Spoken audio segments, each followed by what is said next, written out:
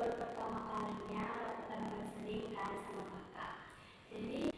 Jadi kan konseling itu adalah suatu proses pemberian bantuan.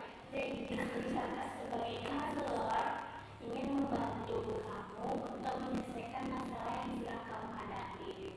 Jadi di dalam konseling itu ada banyak asas-asas, di mana di situ ada kerahasiaan, keterbukaan, dan juga kesukarelaan dan banyak lagi.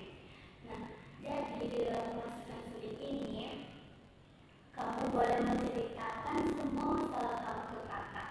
Jadi kamu boleh dengan sukarela menceritakannya tanpa terpaksa, dan juga nanti masalah yang kamu ceritakan ke kakak akan menjaga rahasianya, dan yang arti kakak akan menyimpan masalah tersebut dan tidak menceritakannya kepada orang lain.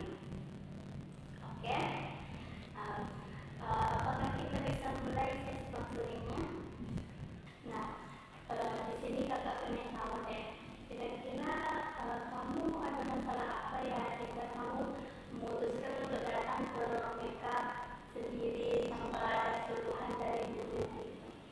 Boleh diceritakan ke kakak?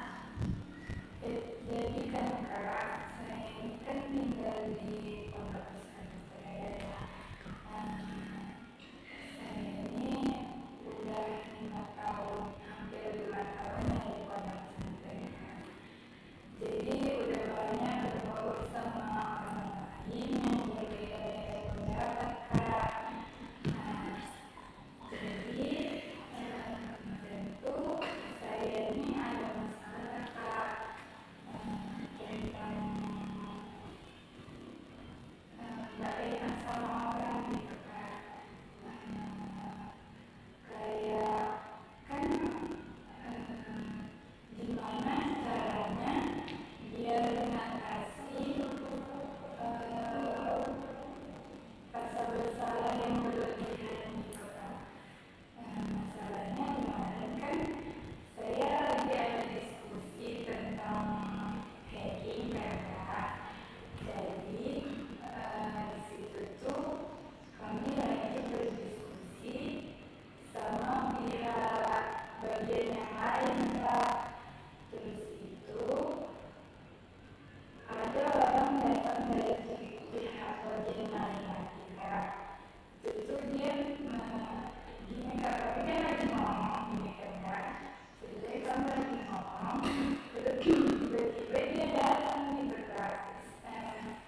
Kami ini lagi ngomong masih sama-sama emosi gitu kak. Terus dia datang tiba-tiba kayak motong pembicaraan kami gitu kak. Jadi di situ dia nanya baik-baik gitu kan kak. Tapi karena kami itu bawa emosi kan kak.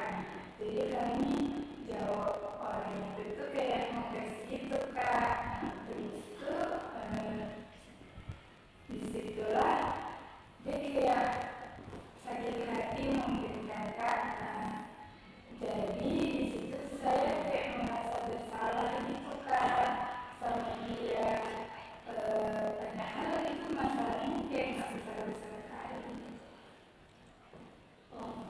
Jadi di sini inti masalahnya itu kayak kamu ini bicara ke dia kayak emosi gitu, kayak di luar kendali gitu.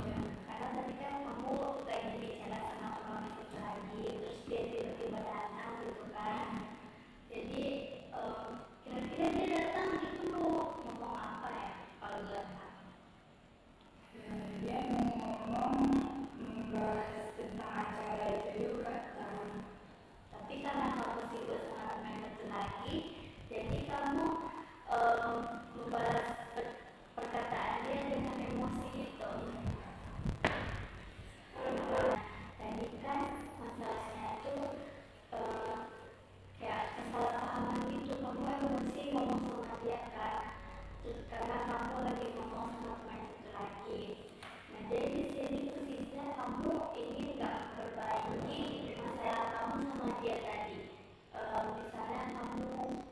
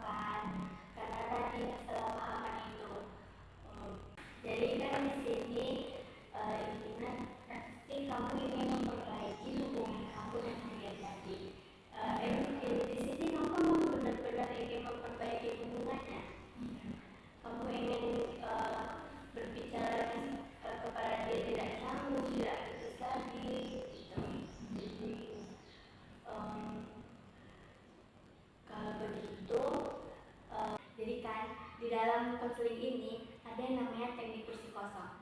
Nah, dalam teknik kursi kosong ini, di sini kakak akan berikan kursi yang kosong, yang tidak ada orangnya. Tetapi kamu bisa membayangkan teman kamu tadi yang punya masalah sama kamu tadi duduk di sini. Jadi kamu membayangkan dia ada di sini dan kamu menyampaikan isi perasaan yang ingin kamu ungkapkan ke dia. Kan tadi sebelumnya kamu sudah pernah nih ingin memperbaiki hubungan sama dia, tapi dia menjawabnya dengan betul, juga belum menerima itu, gitu kan. Nah, jadi di sini kakak ingin memberikan teknik kosong ini agar kamu bisa mengeluarkan isi hati kamu lagi untuk kedepannya. Jadi habis dari sini nanti kamu bisa mengungkapkan isi hati kamu ke dia. Nah, jadi boleh kamu ada ke sini. Jadi kan di sini ada di sini. Bayangkan di sini tuh duduk teman kamu yang ada. Jadi sekarang kamu bayangkan dulu dia ada di sini. Kamu ada dia. Terus bayangkan kira-kira kalau kamu jumpa sama dia langsung tatap muka, kamu ingin menyampaikan apa gitu?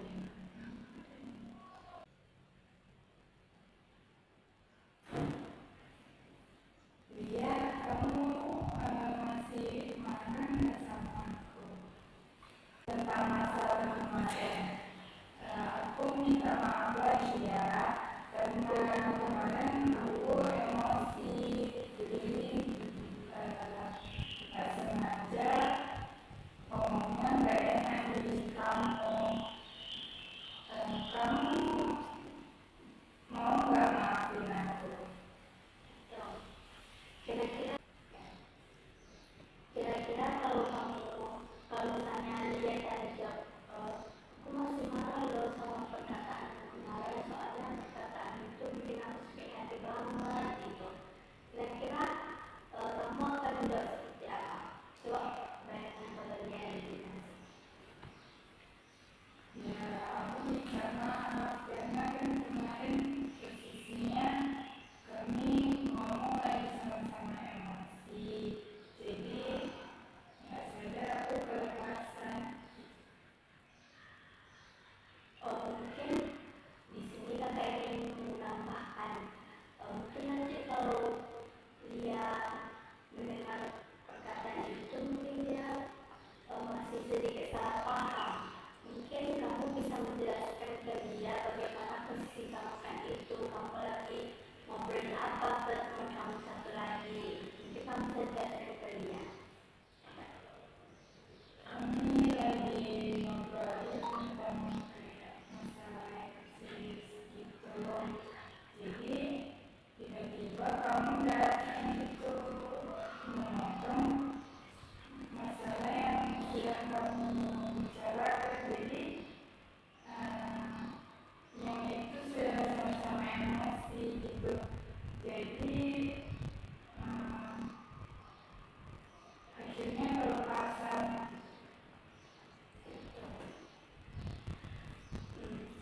Kira-kira habis dari sini kamu ingin langsung menyampaikan ke teman kamu tadi atau tidak? Ya, langsung ya. Tadi kan udah ini kita laksanakan teknik kursi kosong ya kan. Jadi setelah kamu menyampaikan, setelah kamu bayangkan di sini ada dia, kira-kira perasaan kamu seperti apa sebelum melakukan itu? Masih mengganjal karena dia belum terima. Karena kan masih kita bisa membayangkannya mereka karena belum dilaksanakan gitu. Mungkin tapi agak sedikit lega karena sudah bisa mengungkapkan perasaan kamu tadi ke dia gitu. Tadi kan kamu sebelum melakukan itu tadi kan kamu masih sedikit lega nih, sedikit lega. Terus tapi kamu masih kayak bimbang gitu, kira-kira nanti dia mau nggak ya maafkan aku gitu kan. kamu bisa nih belajar ngomong lagi. Anggap aja misalnya kamu sendiri bilang aja gitu kan. Anggap aja si dia tadi ini ada di depan kamu. Jadi kamu ungkapkan lagi masalah seperti tadi. Kira-kira dia mau nggak ya maafin aku gitu. Kamu minta maaf lagi dia. Kamu jelasin lagi masalahnya seperti apa. Mungkin dengan begitu kamu bisa sedikit lebih lega dan juga kamu bisa dengan mudah menyampaikan masalah ke dia tadi, sehingga nanti perselisihan kesalahpahaman antara kamu dengan dia dapat terselesaikan dengan baik gitu. Jadi kamu bayangkan di depan meja itu ada dia. Jadi kamu ungkapkan isi hati kamu. Dia sebenarnya kemarin itu aku ngomong itu loh ke kamu gitu. Karena aku lagi ngomong sama temanku yang satu lagi gitu. Sehingga aku waktu kamu datang, kamu langsung memotong pembicaraanku. Jadi aku emosi ke kamu. Mungkin kalau bisa ngomong kayak gitu kali ya. Jadi kan setelah panjang lebar kita melakukan konseling ini. Jadi di sini kakak ingin menanyakan kira-kira perasaannya setelah melakukan konseling ini bagaimana? Apakah sedikit lega atau masih sedikit gimana gitu, masih kayak terbeban di kata masalah tadi? Sedikit lega. Jadi kan setelah melakukan konseling kamu sedikit lega kan, karena udah melakukan teknik psikosos juga, udah membayangkan situasi menyampaikan isi hati kamu ke dia bagaimana. Nah, kira-kira setelah dari sini, kira-kira kapan kita bisa bertemu lagi? Mungkin setelah kamu menyampaikan isi hati kamu ke dia tadi, kapan kira-kira kita bisa bertemu lagi?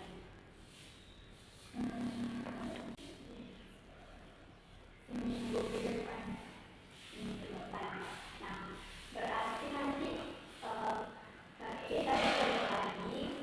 Situ kakak akan menanyakan progres kamu seperti apa. Apakah kamu benar-benar sudah menyampaikan isi hati kamu ke dia atau belum? Nah, jadi dari sini kamu harus benar-benar menyampaikan isi hati kamu ke dia tadi. Karena kan tadi sudah belajar di sini. Mungkin kalau kamu masih sedikit ragu, kamu bisa membayangkan dia tadi, misalnya kamu bicara depan kaca gitu kan. Jadi habis ini kamu memang harus bicara dengan dia, sehingga minggu ke depan nanti kita bertemu lagi, kamu bisa menyampaikan bagaimana kemajuannya. Apakah masalah tersebut sudah terselesaikan atau belum. Nah, jadi pertemuan minggu depan nanti kita akan membahas bagaimana kamu menyelesaikan masalah tersebut sama dia tadi. Mungkin sampai di sini ya proses konseling kita. Jadi yang dari sini kamu bisa langsung membicarakan permasalahan dari kepada dia. Terima kasih karena kamu sudah mau terbuka sama kakak, sudah mempercayakan rahasia ini kepada kakak. Nanti kakak akan menjaga rahasia tersebut dan tidak menceritakan masalahnya kepada siapapun. Mungkin sampai di sini pertemuan kita pada hari ini. Mungkin habis ini kamu ada masuk kelas lagi. Kalau gitu bolehlah langsung ke kelasnya lagi. Jika saya permisi dulu ya. Ya, silakan.